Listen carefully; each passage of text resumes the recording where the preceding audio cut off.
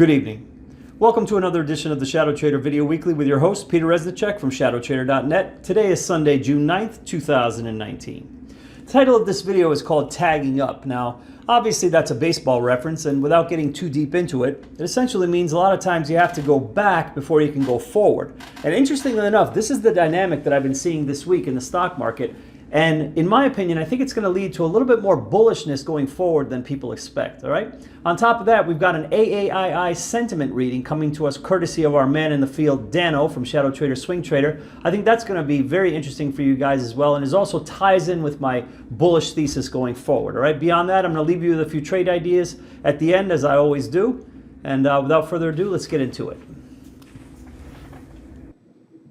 Okay, so before we get deep into the weeds with the sort of tagging up phenomena, which has a lot more to do with the market profile than just technicals, let's start with the chart itself with the S&P 500. We're just going to look at a couple of things here that are going to show us just how strong this rally is thus far and why, again, as I was saying, I think we could keep going. So the first thing that you want to note, obviously, is that we've come off these lows, and that's pretty self-explanatory. We rallied quite a bit. But then here's where things start to get interesting. It's right here in the circled area because a number of things are happening. One of which is that the 50-period moving average, which is the red line, did not stop price. Now, I understand that these moving averages are somewhat elastic, but usually what I've seen is, especially if you've rallied this far, this quickly, you would come to a 50 MA and you would reverse. And certainly, you don't expect to close a bar above it. You can see here that we closed the daily bar just above the 50 MA. So that's pretty much bullish, the fact that we didn't come back. Second thing, and I think this is even much more important than the 50 MA, is the fact that this same area, which is Friday's action, violated what was essentially the longer-term downtrend in the market and, again, closed the bar way above it. That's very important. So you got these two things so far. You got the 50 MA, and you've closed above the downtrend. And I think that's especially noteworthy given that you've had this coming up from the bottom phenomena, which I would have thought we would have had a little bit of resistance here at the 20. That was nothing, just a little pullback, powered through the next day. And again, coming up from the bottom, no resistance at the 50, and didn't stop at the trend line, which is really the most important technical nuance, for lack of a better word, or dynamic on the charts. Often I talk about a hierarchy of technical analysis, and the trend line, to me, is really very close to the top of the pyramid. I kind of put it up there second. The strongest support or resistance to me is always any horizontal line, and the second strongest thing is any diagonal line, is a trend line. So it is pretty high up in my hierarchy of support and resistance in technical analysis. Right? Beyond that, we have a third thing that I want to show you, and that is the Fibonacci retracement. We just use this very simple tool to see how strong or weak a rally is, and if we look at the whole move from top to bottom, you can see here that we didn't stop at the 50% at all, but we just drove right through it. But more importantly, we violated the 61.8 and closed the daily bar way above it. There was no reaction at the 61.8% retracement, which is, of course, the golden ratio and the most important Fibonacci level of all. All right, so those three things right there are very, very important. All right, so that is just the rally in the context of trend line break, 61.8% fib, and a 50 MA that didn't hold prices. Okay, let's get into just the other majors before we get into the profile. NDX, pretty strong. Let's see what the fib is here. I think it's a little bit weaker. I don't think we've come up just yet. No, we violated the 50, and we're going to the 61.8, so that's another reason also why I think possibly higher is that the NDX, since it's already closed above the 50, wants that 61.8. And last but not least, the RUT, always the wild card, a little bit weaker here. Obviously, I don't have to show you the fib.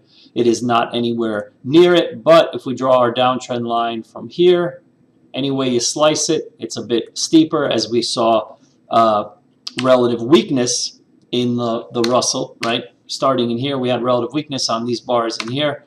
And that is what is causing the trend line to be steeper. And notice we have the break here with a little minor pullback, two hammers, and probably a little bit higher on the RUT as well. So as I was saying in the intro also, there was another factor here that I wanted to show you, and it's the current AAII sentiment reading. And this was recently printed by Dano in the ShadowTrader Swing Trader newsletter, which of course is free, has been free for over 10 years, and has always been doing great. You should definitely check it out. And if you click here, in the most recent edition, of June 7th, Dano's got a nice chart here of the S&P overlaid with the AAII bullish and bearish sentiment readings. And essentially, this is a reading that comes out once a week, and they basically just poll investors to get a feel of whether people are bullish or bearish. And you notice here that there's some very important, very key, I should say, inflection points where whenever the market bottoms, you see that the bearish sentiment gets really high and the bullish sentiment gets really low, because essentially the public is usually wrong about these things. They're essentially late to the party. You see it again here where Dano circled it. The bearish readings were very, very high. Bullish readings were very low. But here's where things get very, very interesting. Here we just had a turning point, and look at the sentiment readings. They're the same, where the bearish reading is very, very high and the bullish reading is very, very low. So this is yet another reason why I think that this rally could actually surprise people, because it's very often this mistake, so to speak, for lack of a better word, in sentiment that drives the rally further as people realize very, very late into it that, oh my gosh, it's really not bearish, even though they were thinking bearish all along. So keep this in mind as the market unfolds over the next couple of weeks. Okay.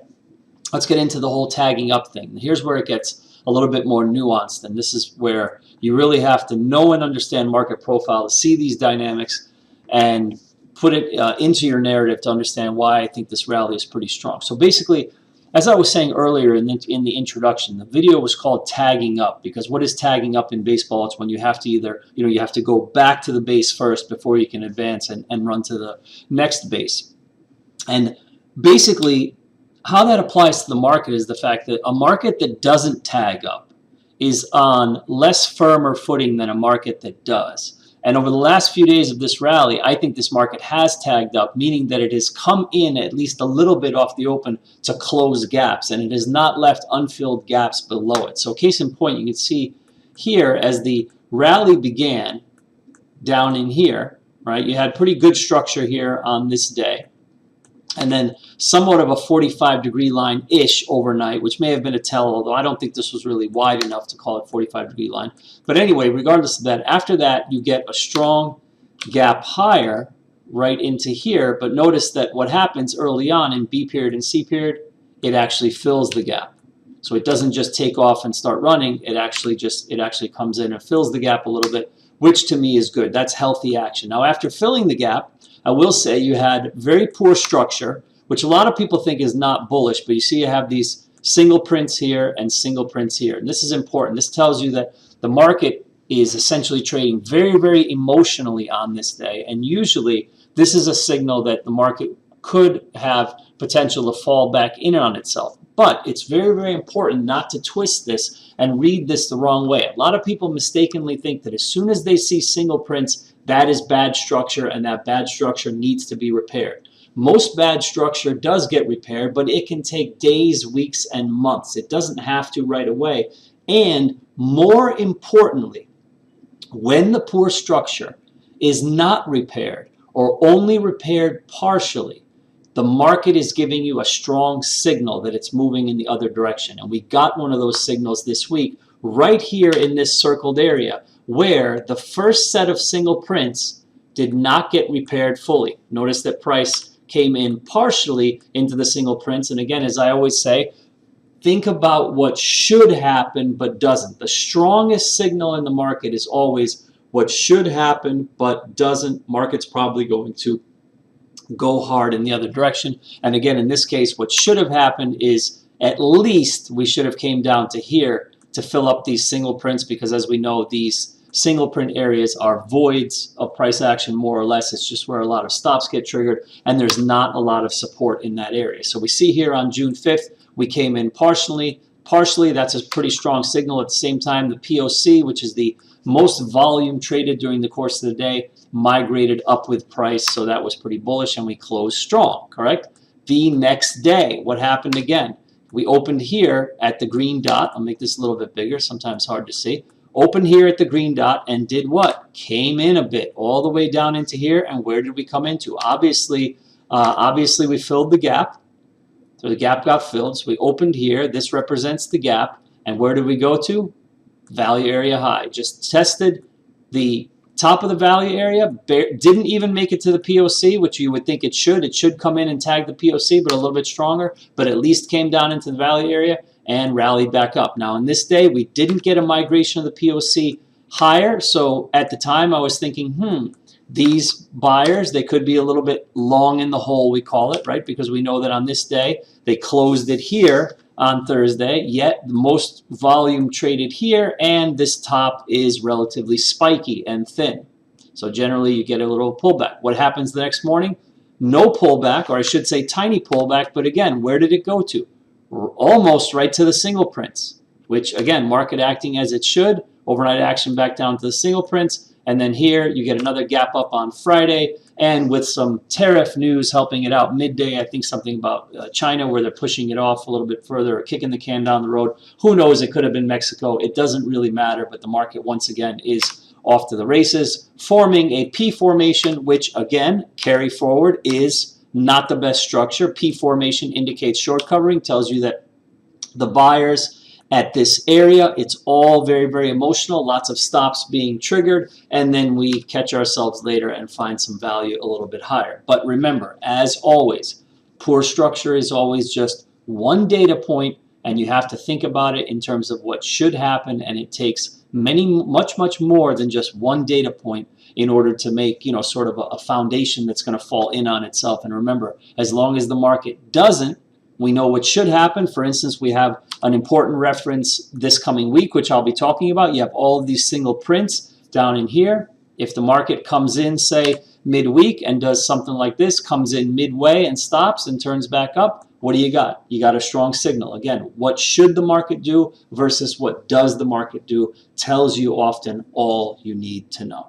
Okay, let's get back into the charts just for 1 second. So all that being said, I think that the rally could continue. I think it may surprise people. Do we go back to the all-time high here? I don't know. It is possible, but I do think that pullbacks should be viable given this structure that went kind of straight up and broke the trend line, something in here. The thing I would be looking for, I think, is basically a fib retracement of this move now coming in. And anything higher than 50% is very bullish. If it comes to 61.8, that's okay too.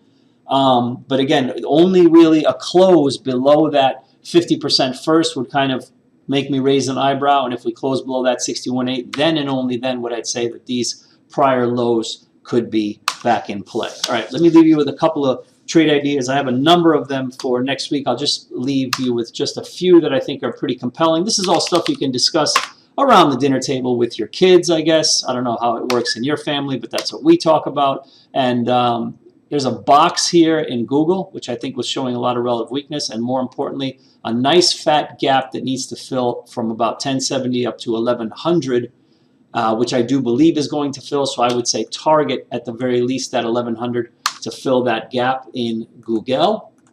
Next one is also a name that you're familiar with, which is Foxtrot Bravo. This is Facebook. I think it still has some room to run before it comes to the trend line, but more importantly, this is an interesting pattern. It is a version of what I call sellers shut off. If you recall, there was movement down in here when all the tech stocks got killed on huge volume. There was some talk of antitrust action where they were saying, government was saying, oh, it might be time to break up some of these tech behemoths, and they all sold off hard on that day. And when that happens on big volume, and then the next few days just slowly dribble up and negate that down move, that's a bullish signal. So anything above that 175, I think, kind of pushes that Facebook higher. PANW, which is Palo Alto Networks. Now, this one is somewhat dicey in that earnings are still positive, but there's been a lot of talk that, not liking the third quarter and what's going on going forward. But from everything I've read, the analyst action seems to be mixed on it.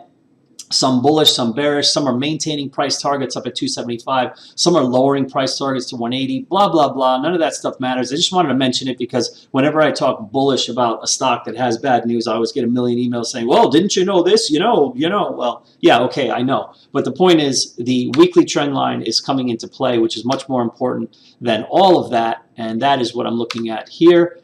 And that would be this anchor to this anchor to this anchor. So yes, I like Palo Alto down in here, at this buy point. And last but not least, I don't exactly know how to play this because I kind of call it the heartbreaker stock, and that is, of course, GLD. I call it the heartbreaker because it essentially breaks your heart every time, right? Every time you want to get long gold, it goes hard up one week and then it falls back down the next week. But that's just its nature, and part of the reason I think for that is that it has not yet reached the inflection point that I've been talking about for a while, but look at how close it is now getting to it. This is the key level in gold that I've been saying is so important. Look at how many times we've tested around this 131 area and not been able to get higher. We have now a strong, I think, reversal on the monthly chart, which is from here in the prior month.